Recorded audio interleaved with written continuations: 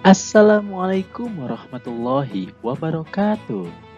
Bapak dan Ibu guru hebat semuanya, kali ini saya akan menjelaskan tentang filosofi pendidikan Ki Hajar Dewantara.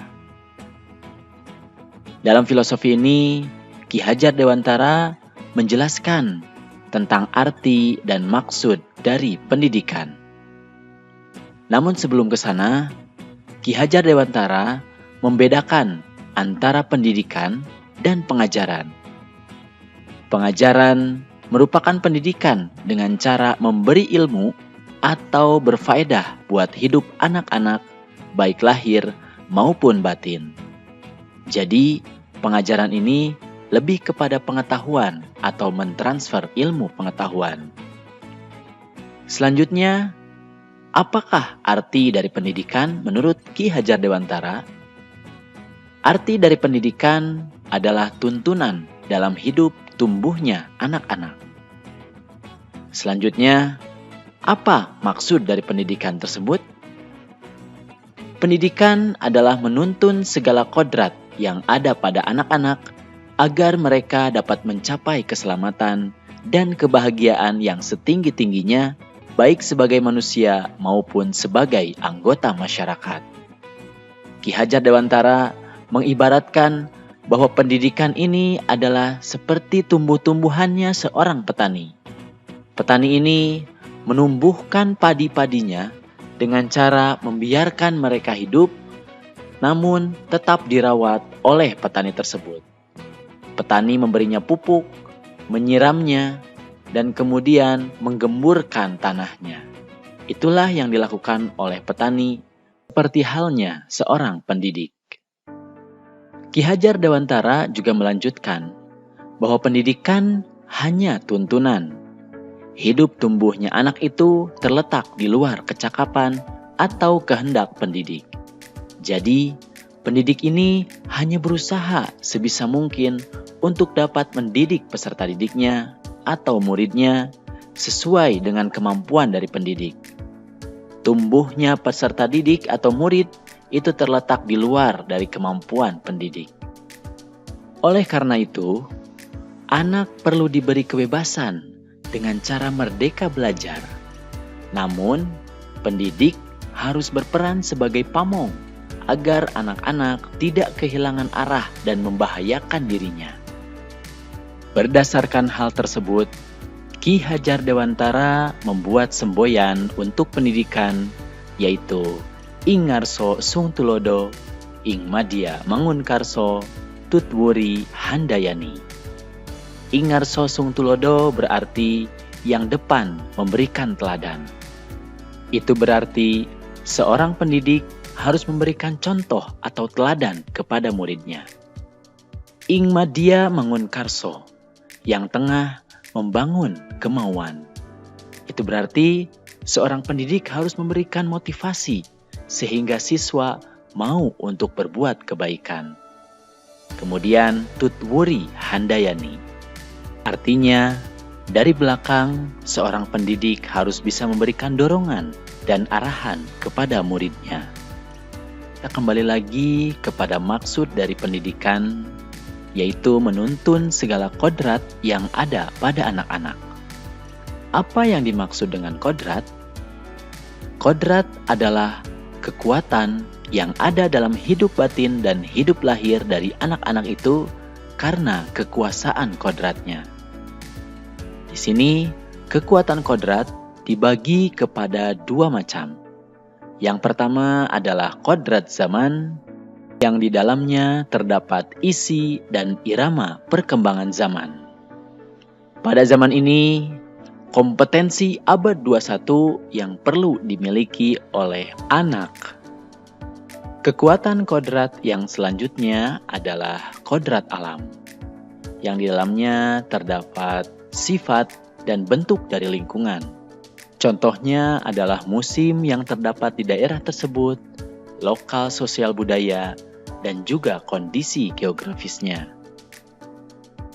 Dari sinilah pendidik harus mengetahui tentang sosiokultural yang terdapat di daerahnya. Karena Kekuatan sosiokultural ini menjadi proses untuk menebalkan kekuatan kodrat anak yang masih samar-samar. Dari sini, terbuktilah bahwa pendidikan dan kebudayaan merupakan dua hal yang tidak dapat dipisahkan. Sehingga, jika ada barang baru dari luar, baik itu metode, model pembelajaran, materi pembelajaran, seyogianya harus bisa diselaraskan dulu dengan budaya lokal yang berada di daerahnya, terutama di bangsa Indonesia. Selanjutnya kita akan kembali kepada filosofi pendidikan Ki Hajar Dewantara. Ki Hajar Dewantara memberikan konsep tentang budi pekerti. Budi pekerti ini terdapat di dalam murid. Apa itu budi pekerti?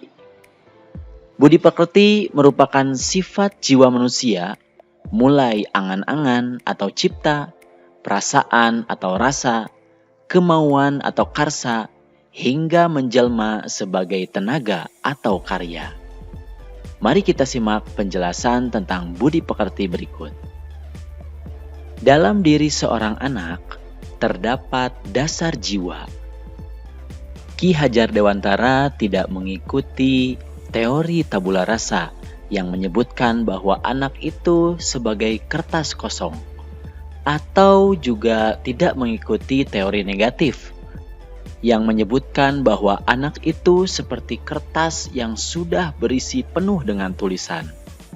Namun, Ki Hajar Dewantara ini mengikuti teori konvergensi yang menyebutkan bahwa anak yang dilahirkan itu diumpamakan sehelai kertas yang sudah ditulisi penuh, tetapi semua tulisan-tulisan itu masih suram.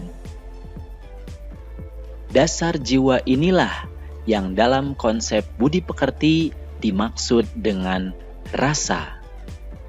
Rasa merupakan tabiat yang tidak dapat berubah, karena hal ini bersifat biologis, yakni bagian yang berhubungan dengan dasar hidup manusia. Contohnya seperti perasaan yang berjenis-jenis di dalam jiwa manusia, seperti rasa takut, rasa malu, rasa kecewa, rasa iri, rasa egoisme, rasa sosial, rasa agama, rasa berani, dan sebagainya. Ini adalah dasar dari jiwa manusia. Selanjutnya dalam konsep budi pekerti, di sini terdapat istilah tentang cipta. Cipta ini merupakan tabiat, namun tabiat ini dapat berubah. Karena tabiat ini merupakan intelligible, yakni bagian yang berhubungan dengan kecerdasan atau angan-angan atau pikiran, yaitu intelektualnya. Misalnya, kelemahan pikiran, kebodohan, kurang baiknya pemandangan, kurang cepatnya berpikir, dan sebagainya. Ini merupakan tabiat-tabiat yang dapat diubah. Disinilah peran utama dari pendidikan, bahwa pendidikan itu berkewajiban dan berkuasa menebalkan segala tulisan yang suram dan yang berisi baik, agar kelak nampak sebagai budi pekerti yang baik. Segala tulisan yang mengandung arti jahat hendaknya dibiarkan, agar jangan sampai menjadi tebal, bahkan makin suram. Disinilah pentingnya pendidikan untuk mengubah tabiat-tabiat murid yang memiliki kelemahan pikiran, kebodohan, kurang baiknya pemandangan, kurang cepatnya berpikir, bahkan pemahaman, sehingga anak-anak atau murid memiliki kompetensi untuk penguasaan diri. Selanjutnya, jika murid sudah memiliki kompetensi penguasaan diri, maka tabiat yang kurang baik akan bisa dikuasai oleh tabiat yang bisa diubah, sehingga karsa atau kemauan yang berada pada diri murid bisa diubah menjadi karya yang baik atau tenaga untuk melakukan hal-hal yang baik. Inilah pentingnya dari pendidikan. Dan yang perlu diingat, keluarga berperan penting dalam hal pendidikan, karena keluarga menjadi tempat yang utama dan paling baik untuk melatih pendidikan sosial dan karakter.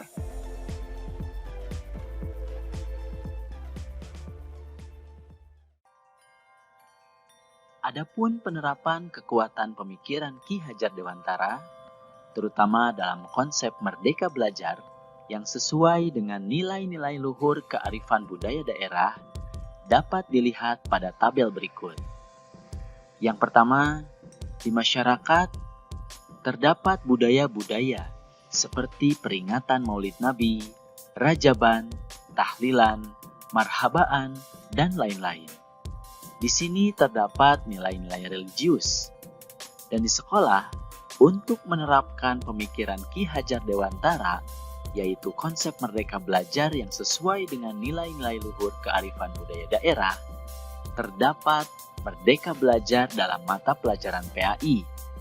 Dalamnya terdapat materi-materi seperti sejarah Nabi, bacaan sholat dan zikir, baca tulis Al-Quran, dan lain-lain. Selain itu, di sekolah juga bisa mengadakan peringatan Maulid. Ini termasuk dalam konsep merdeka belajar, karena belajar tidak hanya pada konsep intrakurikuler saja, tapi juga bisa dalam program-program khas sekolah.